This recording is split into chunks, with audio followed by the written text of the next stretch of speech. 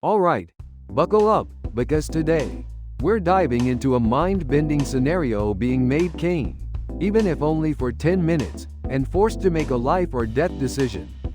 Imagine this: you're cruising through a game, maybe a fantasy RPG or a strategy title. You crush a mini-game, a boss battle, or maybe just a really tricky puzzle.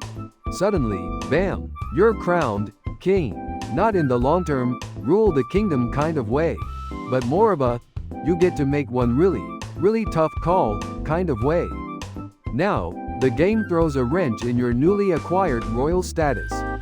You're presented with a choice, a cruel one at that. Option 1: save one person, but condemn 2 others to the digital abyss. Option 2: do nothing, and face a penalty yourself. No easy choices here, folks. Let's break down the moral and gameplay implications. First, the characters you're forced to choose between. Are they random NPCs? Are they key figures in the game's narrative? Perhaps the game designers give you some backstories, some reasons to care. Or maybe they just throw a bunch of names and faces at you and say, go. This, of course, changes everything. If you're deciding between a beloved companion, a strategic asset, or a nameless peasant, your decision carries weight. Then comes the penalty. What happens if you choose to do nothing? Does the game over? Are you stripped of your power and sent back to the start? Maybe you just take a significant hit to your resources or your character's stats. This potential outcome plays a huge role in your decision-making. Is the penalty worth the weight of taking 2 virtual lives? Or is saving one enough to justify the price? This kind of forced choice is a great way to explore moral ambiguity within games.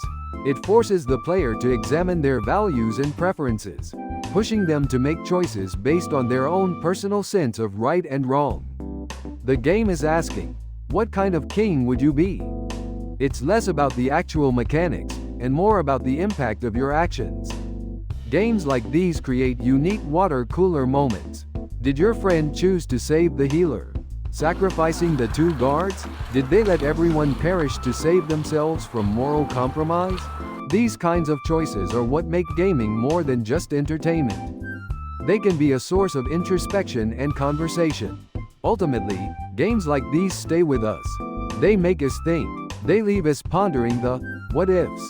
So next time you're presented with such a choice in a game, take a moment to consider the gravity of the decision. Because being king, even for 10 minutes, is a weighty responsibility.